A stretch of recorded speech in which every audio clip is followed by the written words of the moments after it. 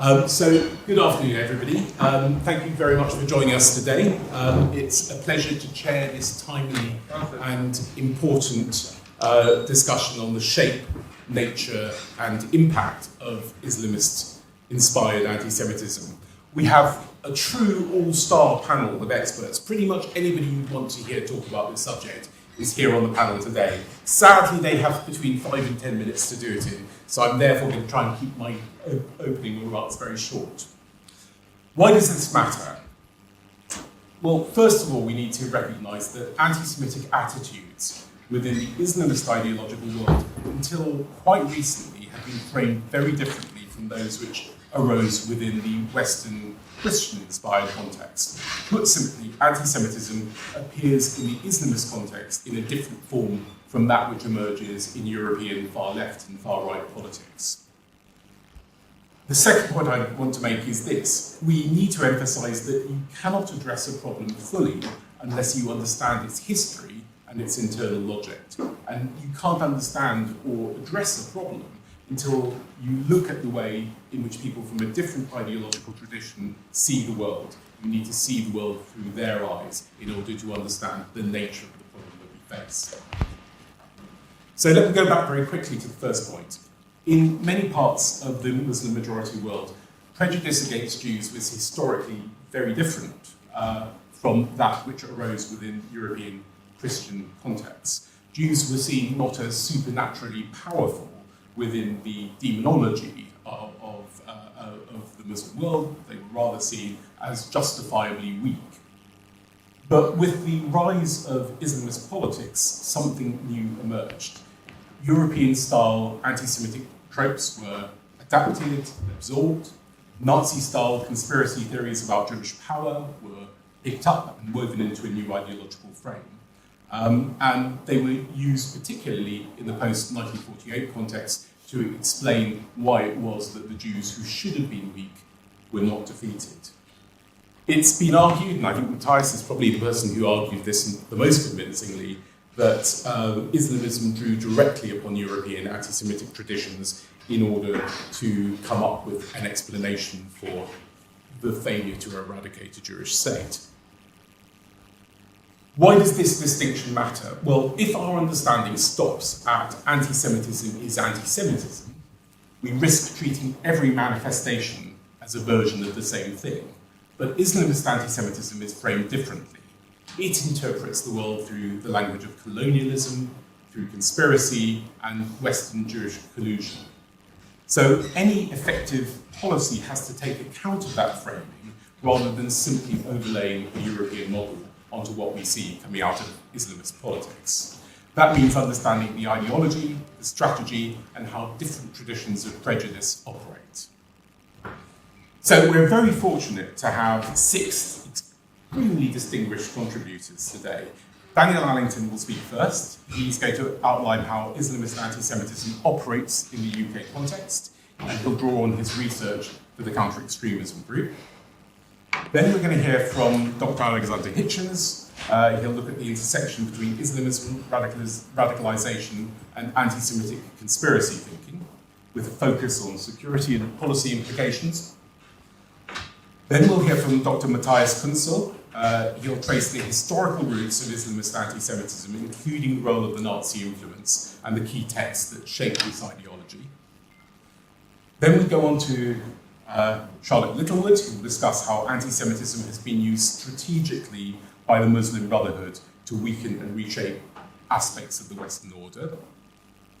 Martin Bright will then take us back to where this kind of all started in the 1990s, examining how Islamist activism initially gained traction within British political and media circles. And then finally, Faiza Al-Alawi will bring a personal and analytical perspective as an Iranian Muslim in exile, explaining how anti-Semitism silences peace-orientated voices and how dialogue between Muslims and Jews might be strengthened. So, by the end of today's discussion, I'm hoping that we'll have a clearer map of the terrain. We'll have a sense of what Islamism looks like, how Islamist anti-Semitism developed historically, how it functions ideologically and strategically, and how it manifests in Western contexts today. We will then have a period for discussion, and as long as people can keep their contributions short, we'll have a lot of time for discussion. And I hope during that discussion we'll be able to ask what's new or distinctive here compared with far right or far left anti-Semitism. What are the overlaps? What are the differences? And most importantly, how can civil society, policymakers, and law enforcement respond effectively given this different framing? So the presentations we have are going to be brief. They're 5 to 10 minutes long, but the challenge before us is a substantial one. Anti-Semitism is evolving, its narratives are globalizing, and if we don't equip ourselves with a precise understanding of how Islamist ideology adapts to anti-Semitic ideas, we risk being reactive when we should be strategic.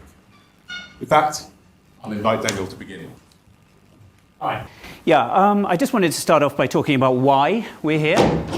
Ultimately, we're here because 1 month ago, Manchester saw the UK's first lethal terror attack against a synagogue. Now, that was carried out not in the name of British nationalism or white supremacism. It was carried out in the name of Islamic State. More than 2 years ago, Israel saw the worst massacre of Jews since the Holocaust. That was carried out not by Nazis, but by members of Hamas and Palestinian Islamic Jihad. Earlier this summer, I published a report with the counter-extremism group entitled Islamist Antisemitism and Neglected Hate. Getting anybody to talk about or read that report has been incredibly difficult. The policy community does not want to hear what the Jewish community has been warning it of for years, which is that the direction that the greatest threat comes from is from Islamists. After the horrific attack on Yom Kippur, I thought that suddenly things were going to change. People were going to start saying, oh, this is what we've been warning about all along. In fact, still, nobody really wants to hear about this. There is an incredible amount of cowardice around this issue. Fear of the accusation of Islamophobia for too many people and too many institutions trumps the need to protect life and liberty. Now, all the people on this panel are incredibly brave. These are people who've been talking about these issues for a long time. I would say they were talking about these issues while nobody wanted to talk about these issues. In fact, still nobody wants to talk about these issues, but here they are. I'm really grateful to all of them for coming, including the chair, who was too modest to introduce himself to any great extent, but is one of the people who has been making a fuss about this for the longest, except for our colleague Matthias here, who's really the trailblazer.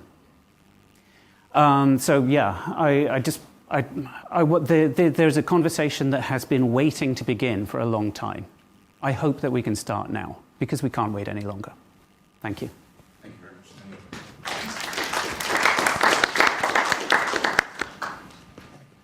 Daniel. Daniel, you came in under time, which means that there is even more time to hear from Alex Hitchens. Alex. Thank you. Thanks for having me.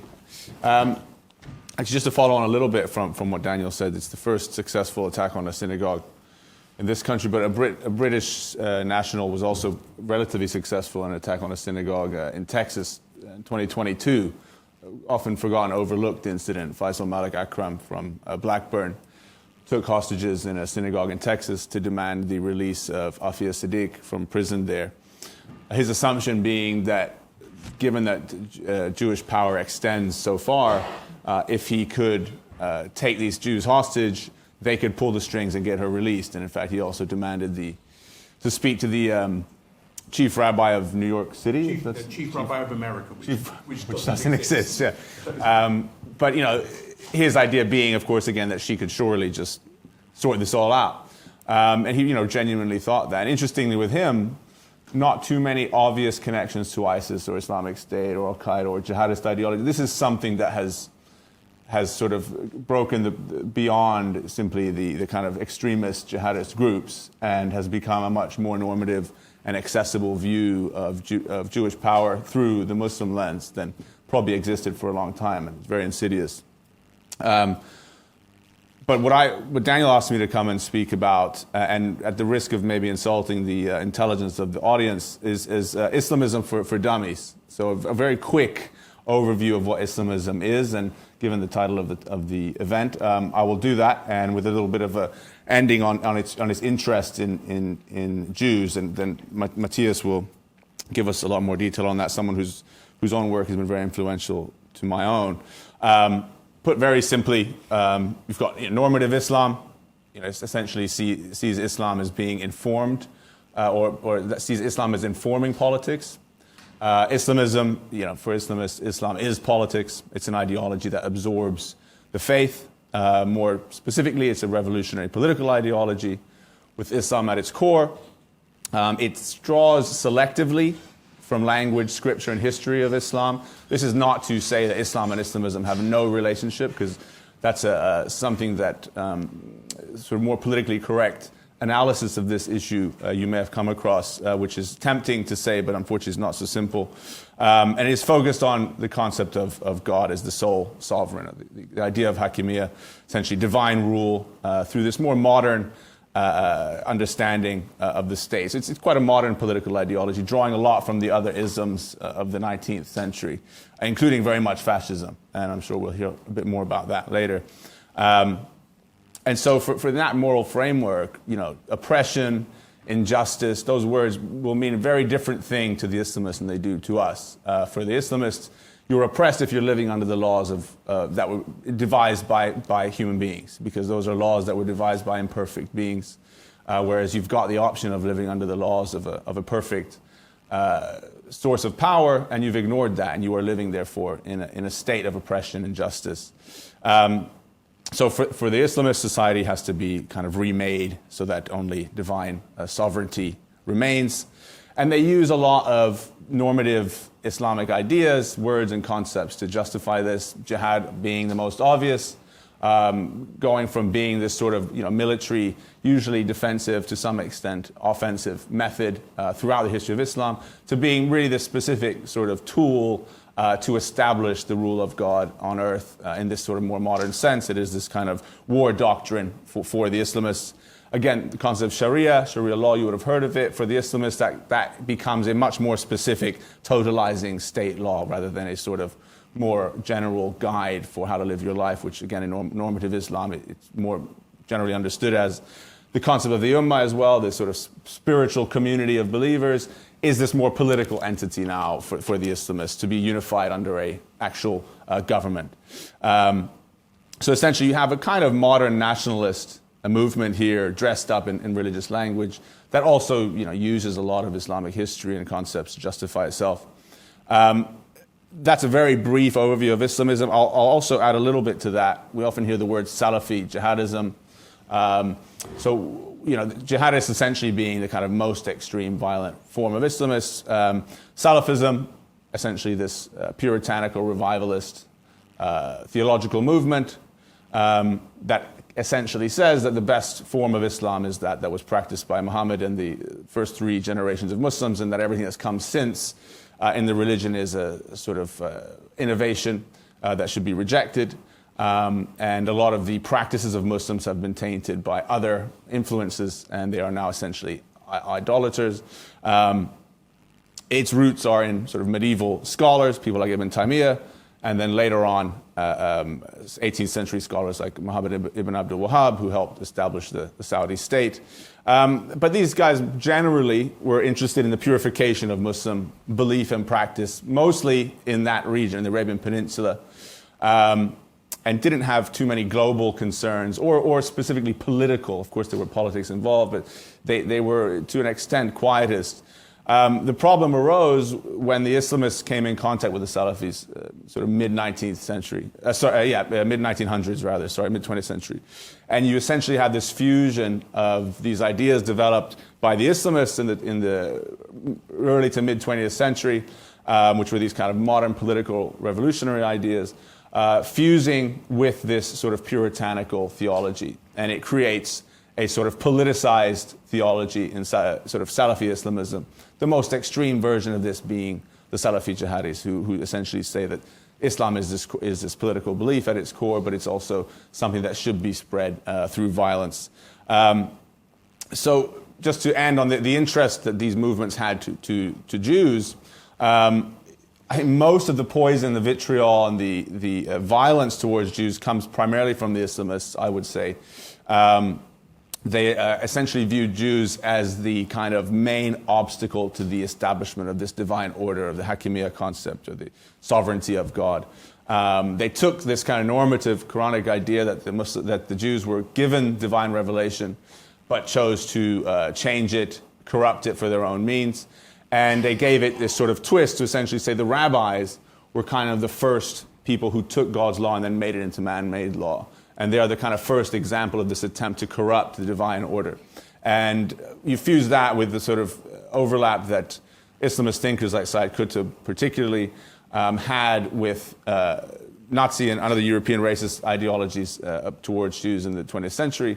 And it kind of evolved into something Matthias will discuss. And I'll also mention Abdullah Azzam, one of the key founders of the concept of global jihad, essentially the guy who said, any Muslim in the world can take part in jihad without permission if Muslims are being oppressed. This guy was a displaced Palestinian after the Six-Day War. He was from Jenin. So it's the context of the experience of some of these key thinkers in the establishment of Israel and their view of Jewish power was certainly influenced by those kind of historical periods. Founders of the Muslim Brotherhood, people like Hassan al-Banna, viewed Zionism as this British colonial project designed to further weaken Muslims. Of course, he's operating in colonial Egypt. So it is important to understand the sort of historical context of where these ideas developed and why the interest in the West and in Jews in particular was scriptural, but also related to the politics of the time. But I'll leave it at that. Thank you. Thank you very much. Everybody is going short by a minute. Mm-hmm. Yeah. Matthias, okay. We wanted to take 12 minutes. It will be available to you. Great. Thank you very much. You can hear me? Okay, very good. Thank you for inviting me to this important event. Thank you for your interest. Daniel Ellington wrote in his most recent study, I quote, research specifically focusing on the topic of Islamism and anti-Semitism is relatively lacking. And he is right. There is a massive contradiction between the maximum relevance of this topic, especially since October 7, and its minimal scientific treatment. What does it mean when Hamas defines its war against Israel as a religious war? What does the fact that October 7 massacre was accompanied by repeated cries of Allahu Akbar, Allah is the greatest, tell us? The Quran does not provide a clear answer to this question. A minority of experts emphasize the pro-Jewish verses of the Quran, which really exist, and the fact that the Jewish religion laid the foundations for Islam. Without Judaism, there would be no Islam is the title of a book by a German Muslim Islamic scholar, Mohammed Khorshidi, for example. The majority of experts, on the other hand, emphasize the anti-Judaism of Islam. Jews were perceived to stand below the Muslims and had to accept their lower rank as dhimmis. On the one hand, this status meant permanent discrimination and humiliation for Jews in Islamic societies, but at the same time, it also granted Jews a certain degree of protection as long as they submitted to this discriminatory role. The European myth of Jews as the secret rulers of the world played no role in this anti-Judaism. This changed from the mid-19th century onwards, and particularly during the last 100 years, with the emergence of Islamism and the close cooperation between Islamism and National Socialism. Now, for the first time, an anti-Semitic interpretation of Islam developed. The followers of this interpretation referred and continue to refer in particular to a hadith that is a traditional saying of Muhammad, who is supposed to have said, I quote, "The day of judgment will not come about until Muslims fight the Jews, killing the Jews, when the Jew will hide behind stones and trees. Then stones and trees will say, O Muslims, O Abdullah, there is a Jew behind me. Come and kill him. End quote. Come and kill him. This brings us to Islamist antisemitism. Its followers do not want to degrade Jews as dhimmis. They want to kill them. They do not simply want to defeat the Jewish state of Israel. They want to wipe it out. Islamist leaders such as Hassan Nasrallah, the former leader of the Shiite Hezbollah, are convinced that Allah has allowed Israel to exist for one reason only, so that Muslims can kill the Jews in one place instead of having to track them down and persecute them all over the world. Other prominent Islamist leaders such as Said Qutb and Yusuf al-Qaradawi have described the Holocaust as a punishment decreed by Allah, which Muslims should take as an example and repeat. Fatih Hamad, a Hamas leader, gave his followers the following order, I quote, "We must attack every Jew on planet Earth and slaughter and kill them. We will lacerate them and tear them into pieces, Allah willing." End quote. This call was heeded on October 7 in southern Israel. For Yahya Sinwar, the planner and leader of the massacre, the religious motive was central. He believed in the promise of paradise in the Quran. He believed that the murder of Jews was a prerequisite for the salvation of the world and the resurrection of Muslims. The murderers of October 7 were convinced that they were fulfilling a religious mission. For them, the Islamist crime was a kind of religious service, hence their enthusiastic mood and their constant cries of Allahu Akbar.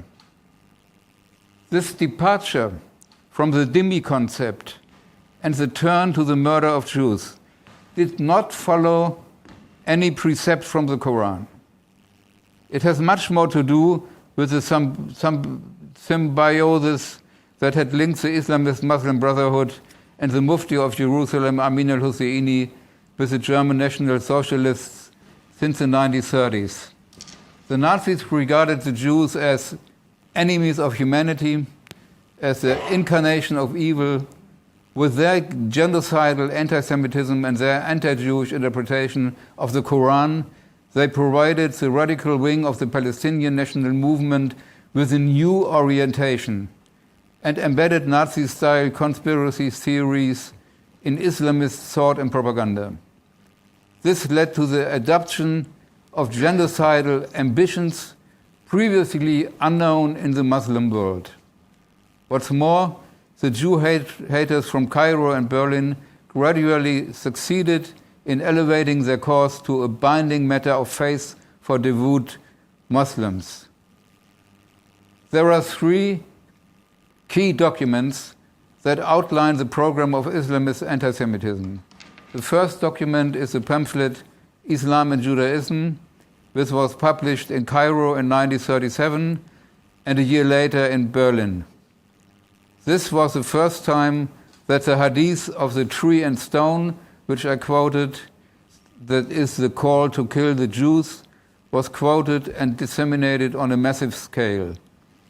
This text imagined global Judaism as a close collective with unchangeable characteristics. Its hostility towards Islam is said to be, I quote, ancient and rooted in Jewish souls since the arrival of Muhammad, end quote. The verses from the Quran and Hadith prove to you, it continues, that the Jews have been the bitterest enemies of Islam and are still trying to destroy it, end quote, 1937.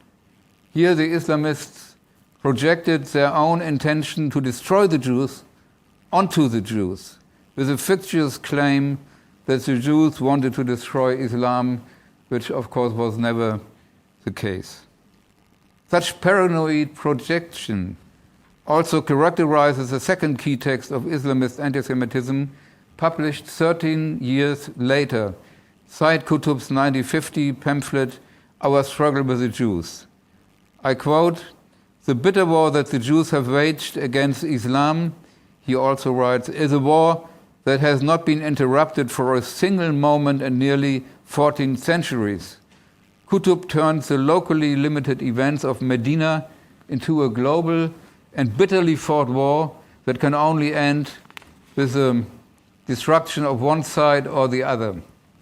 He describes the Holocaust as a well-deserved punishment for the Jews, desired by Allah, which must now be followed by, I quote, the worst kind of punishment.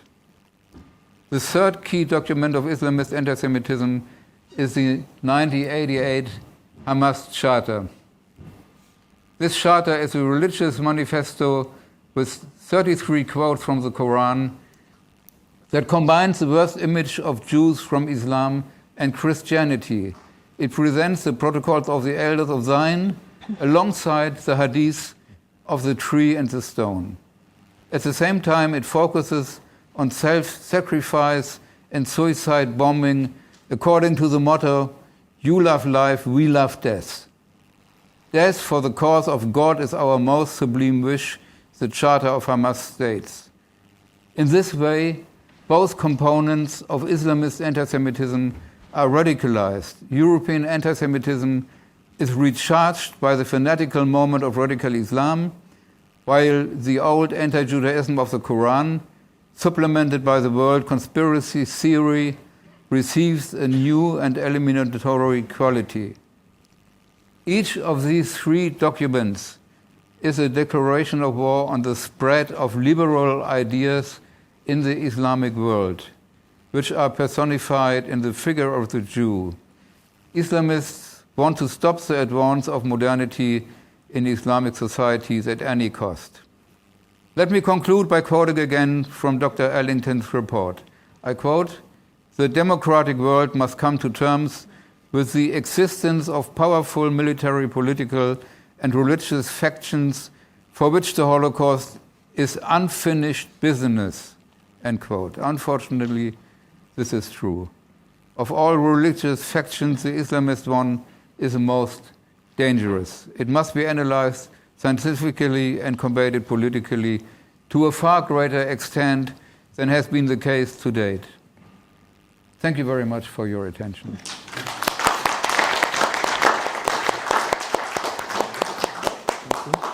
Well, I'm afraid you have to follow that, Charlotte. Charlotte Littlewood. Hello, can everybody hear me? Okay.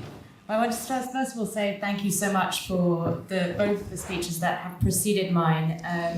I'm very glad that I've come at this point, not because I have to compete with that, that's going to be very difficult, but because they've really set up where I want to jump in here, which is actually, now that we have a foundation of understanding what Islamism is, we have an understanding of the history of Islamism and the theological arguments put forward by those that use parts of the Quran and interpret them towards an anti-Semitic end. Now that we have that in mind, I want to move us on to look at Islamist antisemitism in contemporary Britain, what we are seeing with Islamism here generally, and how anti-Semitism is being used as the most fundamental tool for delivering the Muslim Brotherhood's long-term strategy for the West, which is playing out rather successfully here in the UK. So I think in order to do that, first of all, I must talk to you about what is the Muslim Brotherhood strategy for the West and how do we know anything about it. So we've had mentioned Yusuf al-Qaradawi, Sayyid Qutb, Hassan al-Banna, key founders or ideologues associated with the Muslim Brotherhood.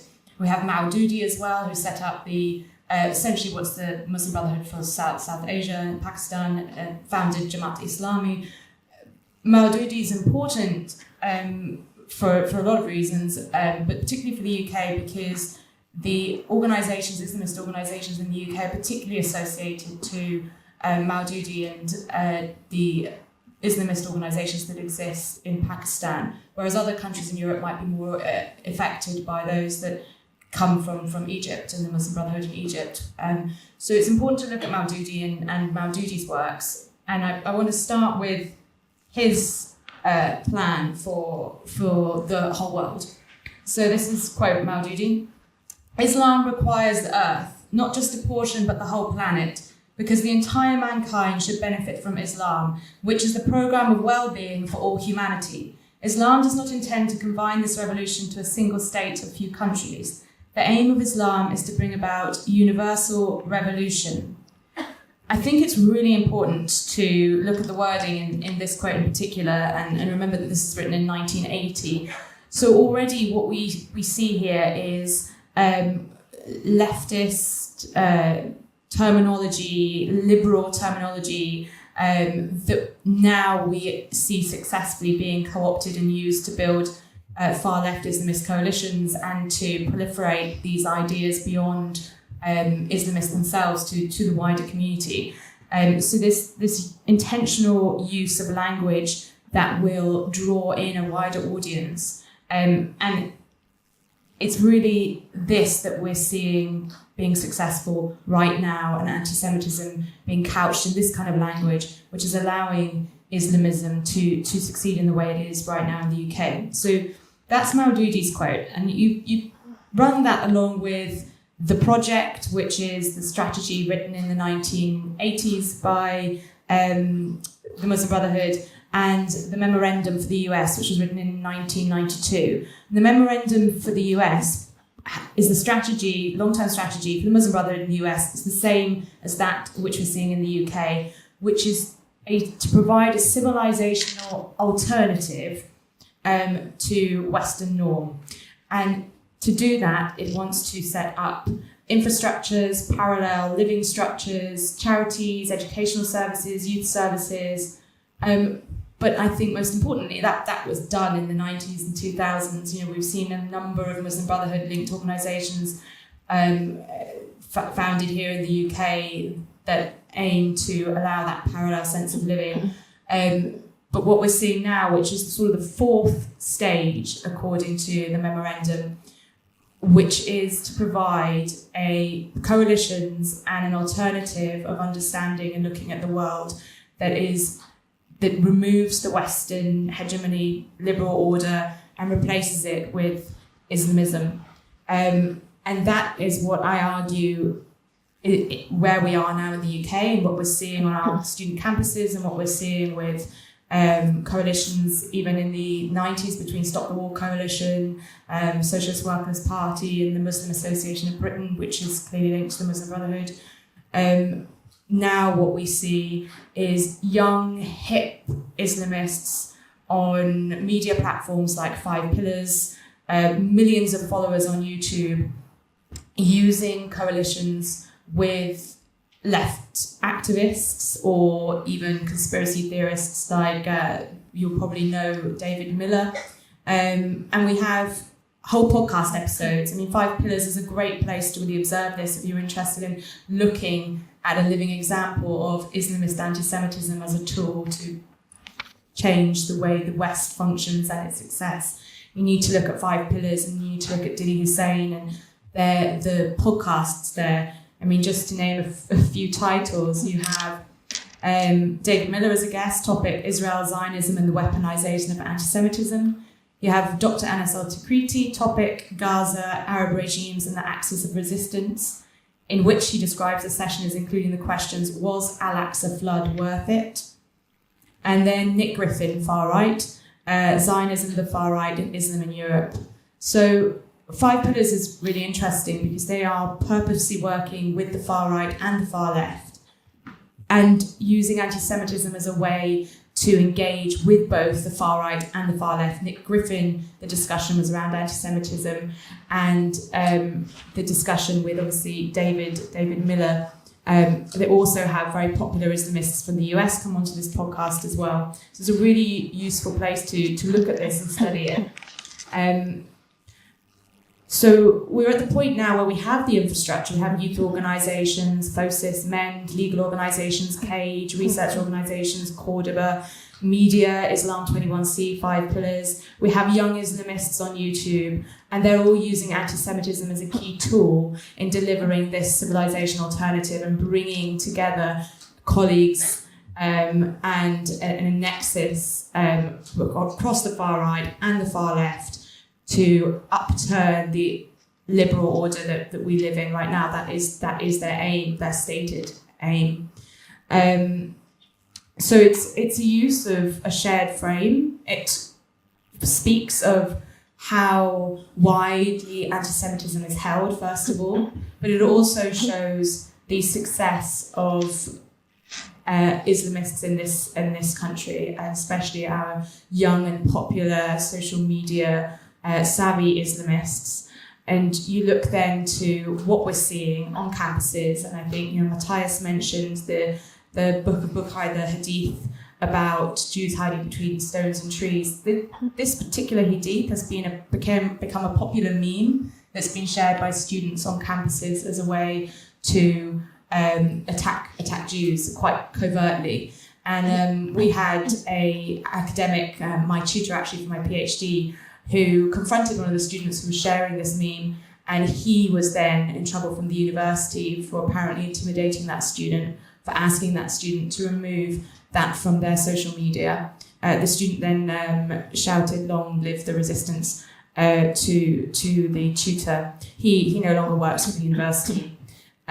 So I think we're in a really terrible place. I can't express enough. I actually I hate to have to say this. I normally end with loads of policy recommendations and what the government can do next, but I'm a bit tired of that. I think in the 10 years that I've been working in the government, alongside government, outside government, agitating, into academia, any of the work that we've done on Islamism and tackling anti-Semitism, I can only say maybe picking up the IHRA definition of anti-Semitism got some traction, but otherwise not a single one of our policy recommendations have been adopted. And we're at a point now where Islamist antisemitism, I think, has crossed a line in which it's very difficult to walk back from. And I think, unfortunately, what we're going to see next in this country is the success of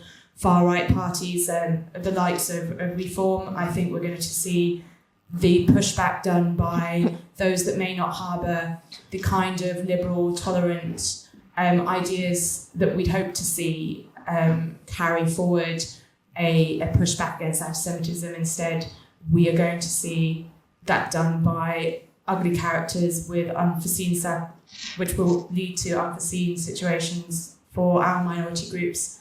I would normally end with something positive, but I do actually think we're at a point where we've handed the success now over to right-leaning politicians, because we have not answered this problem. We've done nothing. We've put our heads in the sand. We've not talked about it. We've not seen policy recommendations through. We've dropped our counter-extremism strategy. Prevent is in shambles. The Shawcross recommendations have not been adopted.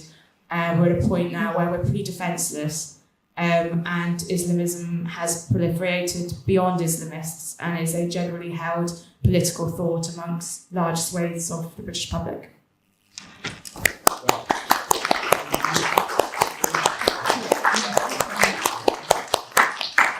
Well, that's where we are now. We're now going to wind the clock back to the early 2000s. Yeah, around there. Late 1990s, early 2000s, when Martin Bright, then at The Observer, was the first journalist to write about this phenomenon. And tell us all about it. What was it like back then?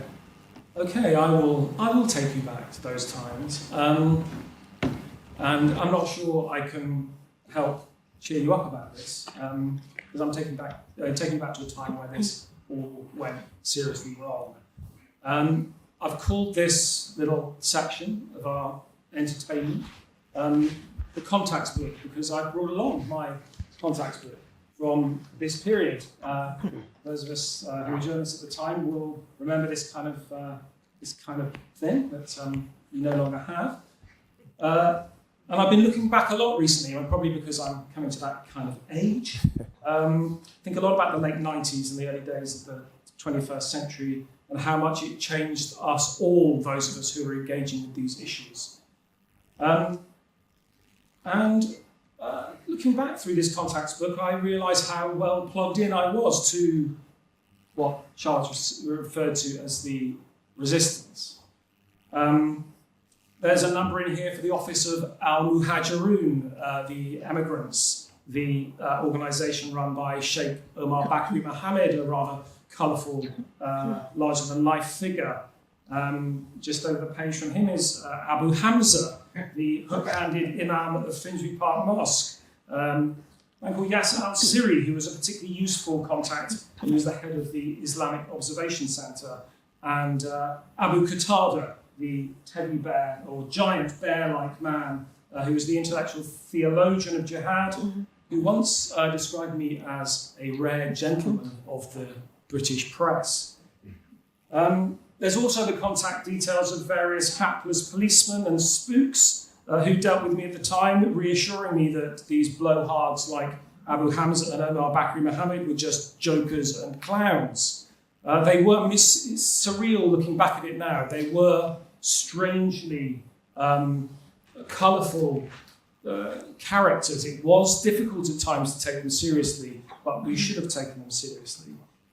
I won't name the policemen and spooks to save their embarrassment. But these jokers and clowns had one thing in common. They had a virulent hatred of Jews. For Abu Hamza, the Jews were sons of monkeys. Abu Qatada issued a fatwa authorising the killing of Jews, including children. Interestingly, the hadith about Jews hiding behind stones and trees was very common in the discourse at that time. Remember, we're not taking this seriously. These are clowns and jokers. Al-Muhajirun put up posters calling for a holy war against the Jews. Posters on campuses. So not so much hiding in plain sight as flaunting their anti-Semitism, parading their murderous intentions, and the joke was on us. There was at this time, I think, a particularly excruciating outbreak of what Tom Wolfe called radical chic. These guys, and they were all guys, were anti-imperialist warriors. They were our contacts with the Islamic resistance. I include myself in this, by the way. Even after Al-Qaeda called for jihad, I mean, couldn't be more explicit, right? Jihad against the Crusaders and the Jews. We still didn't quite get it. Part of the reason for this was a catastrophic category error. Every one of these Islamists was a refugee from an authoritarian regime, and the UK has had a fine tradition of sheltering political dissidents from Lenin to the anti-apartheid movement.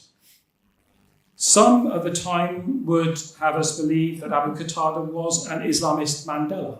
Those words were used to me. But this was a new type of dissident.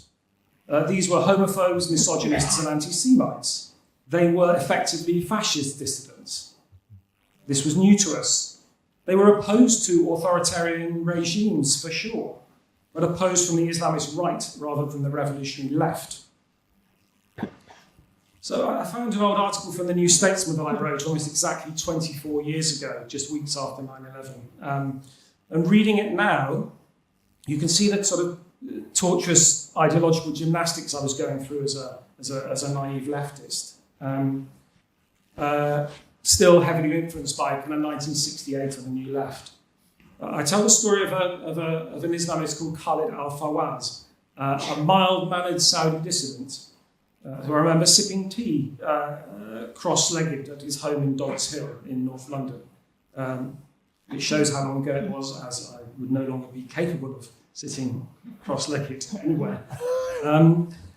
In fact, it was August 1998, just after the truck bombs ran into the US embassies in Dar es Salaam and Nairobi, the first really big spectacular for Al-Qaeda. And although Khalid al-Fawaz distanced himself from Osama bin Laden, he still used his office to distribute Al-Qaeda communiques. I mean, it's hard to think back to that period, but this was a period where we still had spokespeople for Al-Qaeda that we could ring as members of the press. A few days after our interview, I called to clarify a few points, and a man from the Special Branch answered the phone. Al-Fawaz had been arrested over the embassy bombings, and roundups of Islamist suspects followed. So, in fact, pretty much all of my Islamist contacts in this book are now in prison, in long prison sentences. Anyway, I look back at the piece I wrote, and this was some part of my conclusion. The world of radical Islam can be deeply alienating, I wrote, with characteristic understatement. Cartoon villains with confusing Arab names and violently anti-Western views, you could say that again, make for unappealing revolutionaries. I quoted Gareth Pearce, the campaigning lawyer who made her name defending the Guildford Four, who'd actually represented me in a case where Special Branch were trying to get my notes about an MI5 officer called David Shaler. So I quoted Gareth, "We're in danger of demonising a whole community and creating an atmosphere where we will have a new series of miscarriages of justice," said Gareth. And my conclusion makes for interesting reading 2.5 decades later. This is what I say. Much has been made of the West's failure to engage with Islam. It's not enough simply to clutch the Quran to our hearts and selectively quote from passages condemning violence. And then I say, we need to recognise that no matter how alienating we may find these radical Muslims, they deserve a fair hearing. How did I make that leap, right? I mean, it's true, of course, it's true. They do have to have a fair hearing. But how did I get there? The point is that I fear that we gave Omar Bakri Mohammed and Abu Hamza and Abu Qatada this fair hearing, but the consequence was that for years they were able to walk the streets of Britain in complete freedom to spread their message. And their message was this: we hate the Jews and we want to kill them. Thank you.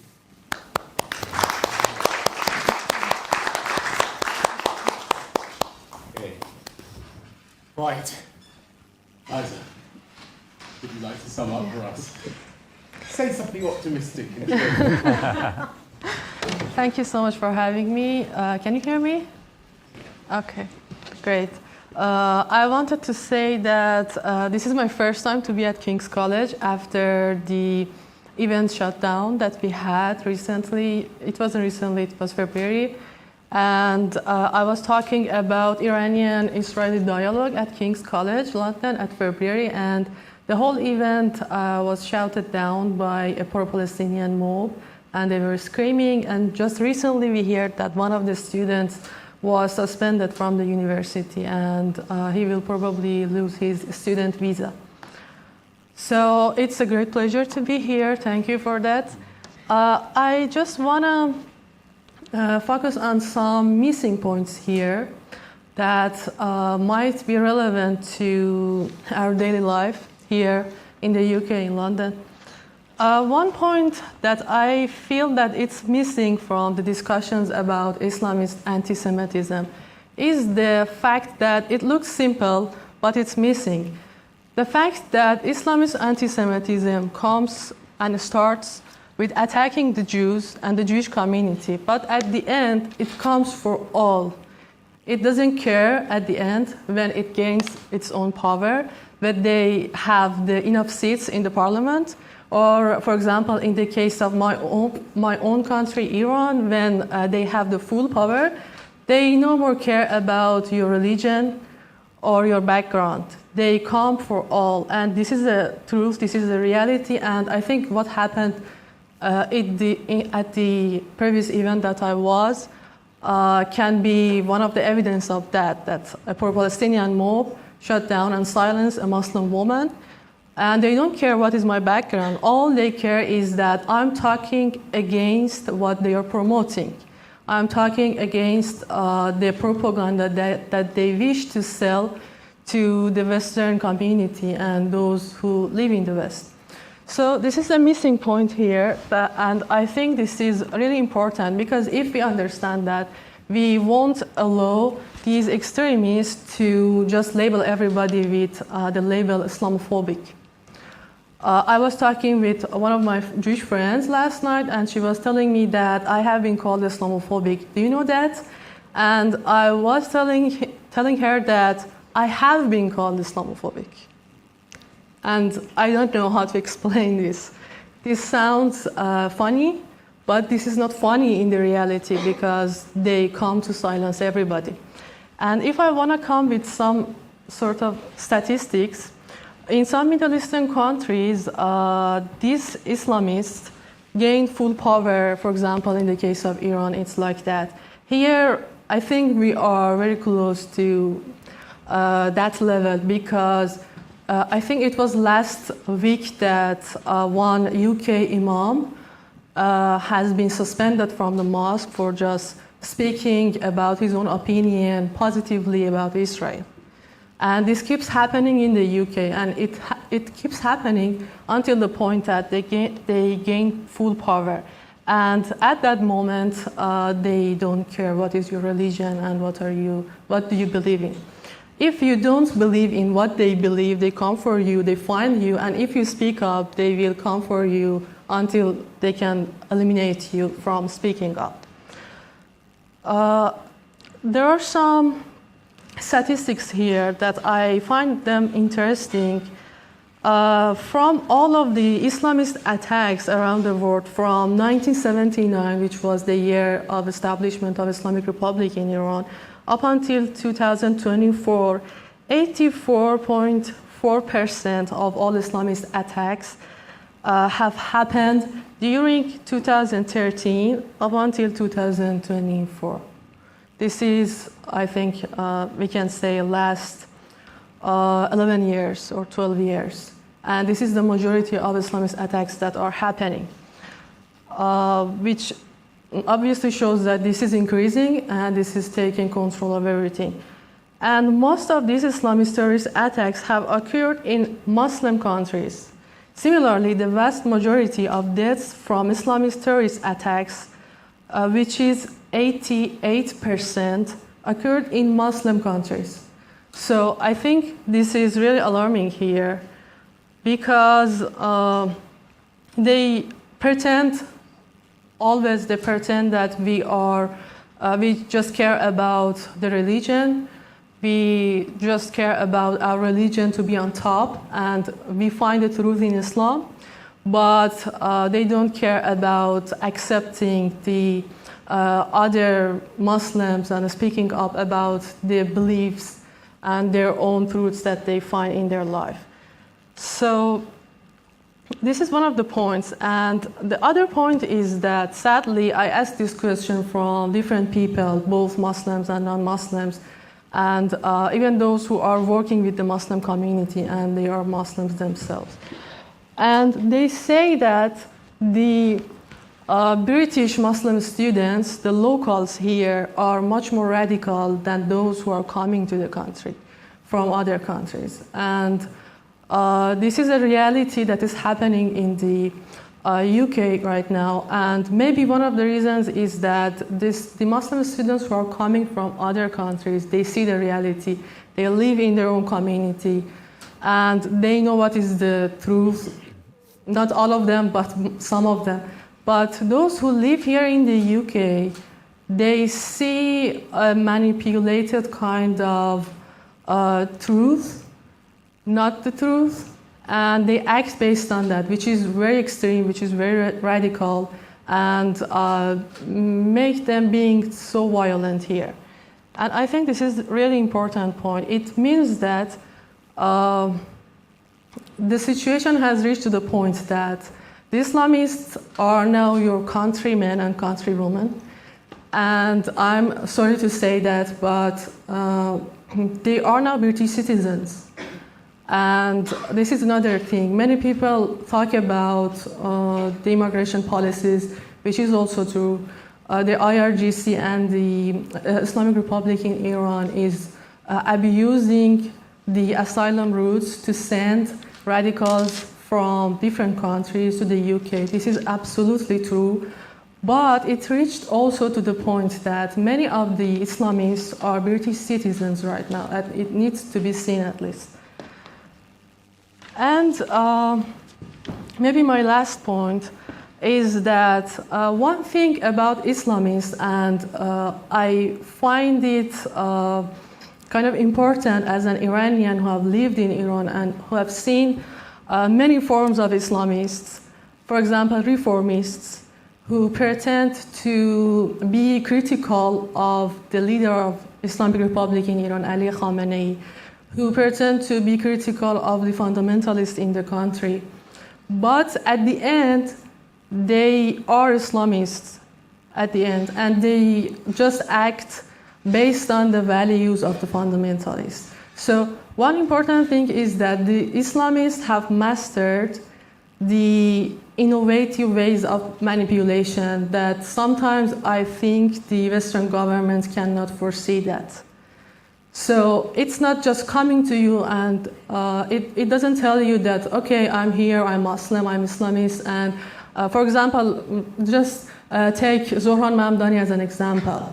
He's not talking about very crazy stuff that when you listen to him, you understand that, okay, he is a radical and he comes to make the situation for the Jews and for others like much more worse, and for example, implement the Sharia law. Sometimes they pretend that they believe in other things. Sometimes they act really differently than what you imagine. I think this is really important to look into the history and the trends and the patterns that happen. But at the same time, when you see the Muslims within the Muslim community, you need to keep that in your mind that Islamists have mastered the manipulative ways of spreading propaganda, and it is not that simple that you think. You cannot just simply distinguish the moderate Muslims from Islamists. More specifically, when they come to the power and they run to gain the seats in your parliament, or they make everything political.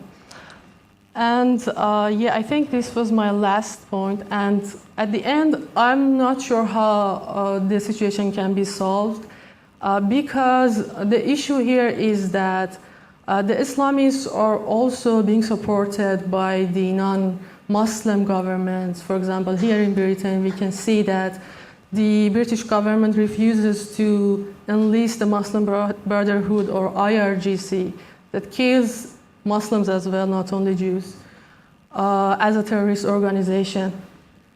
And they refuse to enforce the law and take the control of the London streets. We have seen and we have witnessed very violent protests here in London.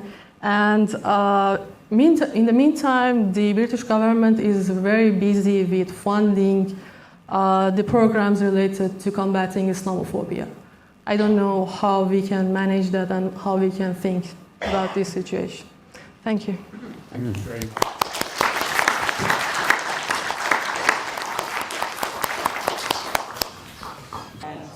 Henry Jackson was fun. Yeah.